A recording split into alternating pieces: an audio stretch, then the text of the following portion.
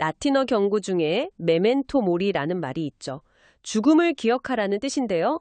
고대 마케도니아의 필리포스 2세는 매일 아침 신하를 시켜서 자기 귀에 대고 왕이시여 언젠가는 죽는다는 사실을 잊지 마십시오라고 말하게 했다고 하잖아요.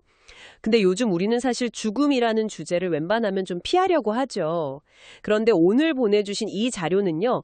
죽음 그리고 그 이후의 문제를 아주 정면으로 그것도 굉장히 강렬하게 다루고 있어서 좀 흥미로웠습니다. 네, 요한계시록 14장에 대한 설교문인데요. 이게 단순히 죽음을 기억하라에서 그치지도 않죠. 죽음 이후에 펼쳐질 두 갈래의 길, 그러니까 완전히 다른 두 가지의 영원한 운명을 아주 극명하게 대비시키고 있습니다. 한쪽에는 결국 무너질 수밖에 없는 큰 성 바벨론을 향한 아주 서슬퍼런 경고가 있고요. 다른 한쪽에는 그 모든 혼란 속에서도 끝까지 믿음을 지킨 이들을 위한 따뜻한 약속이 담겨 있어요. 말하자면 영혼의 갈림길을 보여주는 지도 같은 텍스트라고 할 수 있죠. 영혼의 갈림길이라. 그 표현이 확 와닿네요. 자, 그럼 이 지도를 한번 같이 펼쳐보죠. 이 텍스트가 말하는 두 갈래의 길이 구체적으로 뭘 의미하는지, 그리고 그 갈림길이 오늘을 살아가는 당신에게 어떤 선택을 묻고 있는지 그 핵심을 한번 깊이 파고들어 보겠습니다. 설교가 하늘에 나타난 새 천사의 외침으로 시작되는데요. 첫 번째 천사가 영원한 복음을 선포한다고 되어 있어요. 그런데 그 내용을 들여다보면 우리가 보통 생각하는 복음이랑은 느낌이 사뭇 다릅니다. 보통 복음하면 사랑, 용서, 위로 이런 따뜻한 단어들이 떠오르잖아요. 그렇죠. 근데 이 설교는 바로 그 지점을 파고드는 거죠. 여기서 말하는 영원한 복음은 우리가 흔히 생각하는 그런 은혜의 복음이라기보다는 거의 최후 통첩에 가까운 심판의 복음이라고 해석하거든요. 메시지의 핵심은 이겁니다. 하나님의 심판하실 시간이 이르렀다. 그러니 하나님을 두려워하고 그분께 영광을 돌리고 창조주를 경배하라는 거죠. 이건 일종의 선택지에 가깝습니다. 이 복음을 받아들일 것이냐, 아니면 거부하고 그 결과를 감당할 것이냐. 양면성을 가진 복음인 셈이에요. 그러니까 이 자료의 첫 번째 핵심은 복음이라는 단어의 의미를 좀 뒤집어 본다는 거네요. 그냥 위로와 구원의 메시지가 아니라 오히려 선택을 강요하는 마지막 경고로서의 복음이라. 이건 당신이 복음이라는 개념을 완전히 다른 각도에서 보게 만드는 지점 같아요. 그런데 이 경고가 땅에 거주하는 자들에게 선포된다고 하는데 이건 누구를 특정해서 말하는 건가요? 네, 요한계시록에서 땅에 거주하는 자들이라는 표현은 보통 하나님을 대적하고 복음을 거부하는 불신자들을 가리킬 때 자주 사용됩니다. 그런데 설교자는 여기서 한 걸음 더 나아가요. 이 경고가 단순히 교회 밖에 있는 사람들만에 향한 게 아니라고 지적합니다. 교회 안에 있지만 이름만 신자일 뿐 실제 삶에서는 하나님 없이 살아가는 사람들까지 포함한다는 거죠. 예수님 비유처럼요. 추수 때가 되기 전까지는 알곡과 가라지가 한 밭에서 섞여 자라는 것과 같은 이치입니다. 겉모습으로는 구별하기가 어렵다는 거죠. 와, 그게 더 무서운데요? 내가 교회 안에 있다고 해서 저절로 안전한 편에 속하는 게 아니라는 뜻이니까요.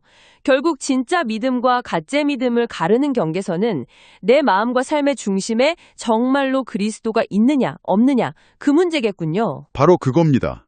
첫 번째 천사의 메시지는 바로 그 경계선을 우리 각자에게 묻는 보편적인 경고인 셈이죠. 와, 갑자기 분위기가 확 바뀌네요.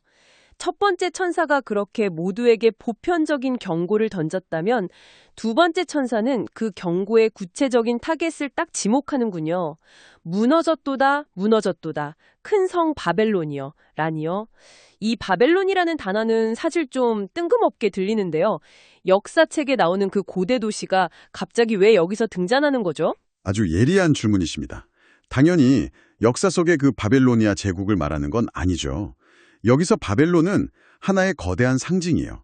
시대를 막론하고 인간으로 하여금 하나님을 잊게 하고 하나님 없이도 살 수 있다고 속삭이는 모든 세속적인 가치 체계와 문명 전체를 가리키거든요.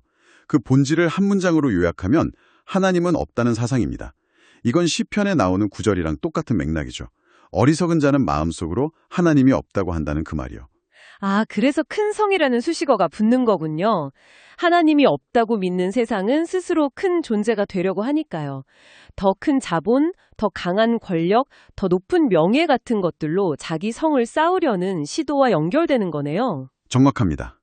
하나님이라는 절대 기준이 사라진 세상은 필연적으로 상대적인 힘과 크기를 숭배하게 되죠. 그런데 이 바빌론이 더 무서운 이유는 모든 나라에 음행으로 말미암아 진노의 포도주를 먹였다는 표현 때문입니다. 여기서 음행이란 영적인 배신, 즉 하나님을 버리고 다른 것을 숭배하는 행위를 뜻하고요. 포도주는 사람들을 취하게 만들어서 분별력을 잃게 하는 세상의 유혹적인 가치관을 의미합니다. 이건 정말 현대적인 딜레마네요. 먹고 살려면 어쩔 수 없어라는 말은 오늘날 직장인들이 거의 입에 달고 사는 말이잖아요.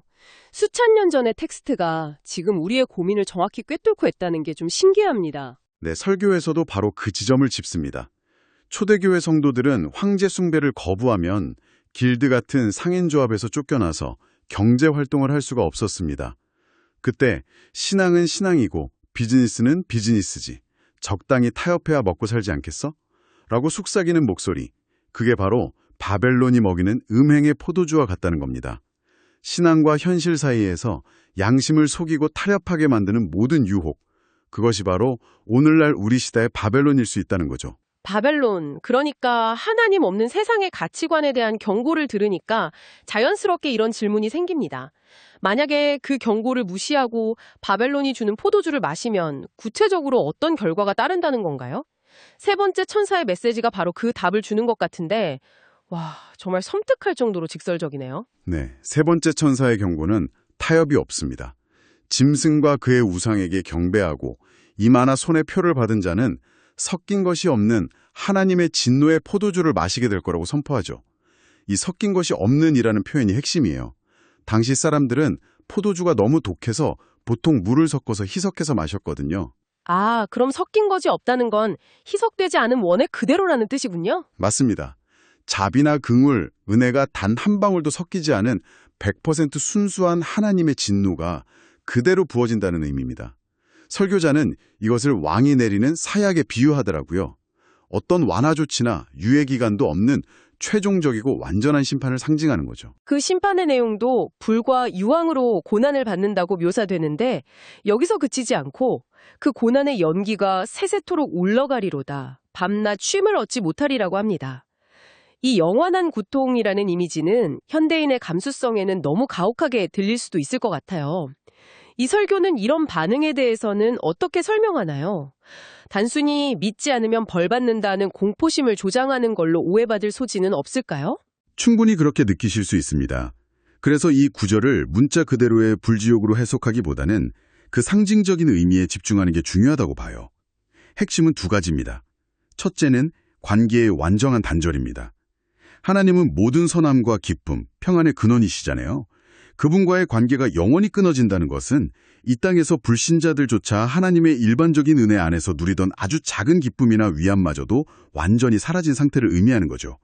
둘째는 쉼이 없음입니다. 육체적 고통을 넘어서 끝없는 후회와 분노, 절망감 속에서 단 한순간의 평안이나 안식도 얻지 못하는 영적인 고통의 상태를 말하는 겁니다. 이건 공포심 조장이 목적이 아니라 바벨론을 따르는 길의 끝이 얼마나 비참한지를 경고해서 돌이키게 하려는 어쩌면 마지막 사랑의 외침으로 볼 수 있습니다. 알겠습니다. 바벨론의 길 끝에 있는 게 완전한 단절과 영원한 안식 없음이라면 정말 끔찍하네요. 자, 그런데 이 텍스트는 그렇게 무서운 심판의 그림을 보여준 직후에 갑자기 180도 방향을 틀어서 전혀 다른 그림을 보여줍니다. 주 안에서 죽는 자들은 복이 있도다 라는 구절이죠. 죽음이라는 우리 모두가 두려워하는 그 단어 앞에 복이 있다는 말을 붙인다는 게 정말 역설적입니다. 어떻게 죽음이 복이 될 수 있는 거죠? 바로 그 역설의 핵심이 담겨 있습니다. 중요한 건 죽음 그 자체가 아니라 주 안에서라는 전제 조건이에요. 어떻게 죽느냐, 그러니까 99세까지 무병장수하다가 평안히 눈을 감느냐, 아니면 젊은 나이에 사고나 질병으로 고통스럽게 죽느냐, 그게 복의 기준이 아니라는 겁니다. 중요한 건 어떤 상태로 죽음을 맞이하느냐, 즉 예수 그리스도와 연합된 믿음 안에서 삶을 마감하느냐는 거죠. 설교에서는 이 죽음이 복된 이유를 두 가지로 설명하더군요. 첫째는 그들의 수고를 그치고 쉬기 때문이고, 둘째는 그들의 행한 일이 따르기 때문이라고요. 맞습니다. 첫 번째 이유인 수고를 그치고 쉰다는 건 굉장히 직관적으로 와닿죠. 이 땅에서 우리가 겪는 모든 고통으로부터의 완전한 해방을 의미합니다. 질병의 고통, 가난의 서러움, 관계의 갈등, 그리고 무엇보다 믿음을 지키기 위해 벌여야 했던 그 모든 영적 싸움들, 그 모든 수고가 끝나고 영원한 안식에 들어가는 것이니 복되다고 말할 수 있는 거죠. 잠깐만요. 두 번째 이유인 그들의 행한 일이 따르기 때문이라는 말은 좀 헷갈리는데요. 기독교 신앙의 핵심은 믿음으로 구원받는 것 아니었나요? 이 구절은 마치 우리가 한 일에 따라 보상받는 것처럼 들려서 이 설교의 다른 부분과 좀 충돌하는 것처럼 느껴지는데 이 긴장감을 어떻게 풀어야 할까요? 아주 중요한 지적이십니다. 그래서 설교자도 이 부분을 오해하지 않도록 아주 분명하게 선을 긋습니다. 여기서 말하는 행한 일은 구원의 조건이나 근거가 절대 아니라고요. 구원은 전적으로 그리스도를 믿는 믿음으로만 주어지는 선물입니다. 그렇다면 이 행한 일은 무엇인가? 그건 바로 믿음의 결과이자 열매로 나타난 삶의 흔적들을 의미합니다. 우리가 죽을 때 이 땅에서 겪었던 고통과 슬픔, 시련은 모두 땅에 남겨두고 가지만 믿음 때문에 살아냈던 삶의 증거들, 그 선한 행실들은 우리 뒤를 따라와서 영원한 상급의 근거가 된다는 뜻입니다. 그러니까 구원의 티켓은 믿음으로 받지만 천국에서의 상급은 이 땅에서의 삶과 연결된다는 거군요. 그렇다면 세상의 기준에서 볼 때 뭐 대단한 업적이 아니어도 괜찮다는 건가요? 물론입니다. 주님은 우리에게 거창한 업적이나 영웅적인 행위를 요구하신 적이 없다고 설교자는 강조합니다. 오히려 마태복음 25장에 나오는 양과 염소의 비유처럼 지극히 작은 자 하나에게 베푼 친절, 목마른 사람에게 건넨 물 한 잔, 헐벗은 이를 입혀준 작은 행위처럼요. 오직 주님을 향한 믿음과 사랑 때문에 행한 그 모든 작은 일들을 기억하시겠다는 약속입니다. 당신의 일상 속에서 아무도 알아주지 않는 작은 믿음의 실천들이 사실은 영원한 가치를 지닌 보석을 쌓는 과정이라는 거죠. 메멘토 모리, 죽음을 기억하라는 말로 시작했는데요. 오늘 이 자료를 깊이 들여다보니까 여기에 한 가지를 덧붙여야 할 것 같습니다. 메멘토 비베레, 즉 어떻게 살고 있는지 기억하라는 말이요. 나의 모든 작은 선택과 행동이 결국 영혼과 연결되어 있다는 걸 깨닫게 되네요. 맞습니다. 설교자는 마지막에 개인적인 이야기를 하나 나눕니다. 자신의 가장 친한 친구가 45세라는 젊은 나이에 암으로 세상을 떠났다는 이야기였죠. 세상의 눈으로 보면 너무나 안타깝고 비극적인 죽음입니다. 하지만 믿음의 관점에서는 이 땅의 모든 수고와 눈물을 그치고 영원한 아버지의 품에서 안식하게 된 복된 죽음이었다고 고백합니다. 그 친구의 죽음이 저주가 아니라 복이 될 수 있었던 유일한 이유는 그가 주 안에서 살았고 주 안에서 죽었기 때문이라는 거죠. 결국 이 텍스트는 당신에게 아주 근본적인 질문을 던지고 있는 셈이네요. 당신의 삶과 시간, 에너지라는 그 한정된 자원을 어디에 쏟아붓고 있습니까? 언젠가 반드시 허무하게 무너질 큰 성 바벨론, 즉 세상의 성공과 쾌락을 쌓아올리는 데 사용하고 있습니까? 아니면 당신의 죽음 뒤를 따라올 영원한 상급, 즉 하나님 나라의 가치를 위해 투자하고 있습니까? 마지막으로 이런 생각을 한번 해보면 어떨까요? 설교자의 마지막 제안이기도 한데요. 만약 죽음이 우리 삶의 모든 것을 앗아가는 갑작스런 비극이 아니라 우리를 이 땅의 모든 수고에서 건져 영원한 영광으로 초대하는 갑작스러운 영광의 순간이라면 당신의 오늘 하루, 어쩌면 지루하게 반복되는 그 일상 속에서 믿음을 지키기 위해 애쓰는 그 작은 수고가 사실은 당신의 죽음 뒤를 따라올 영원한 면류관의 재료를 하나씩 쌓아가는 과정이라면 오늘 당신의 삶을 어떻게 바라보시겠습니까?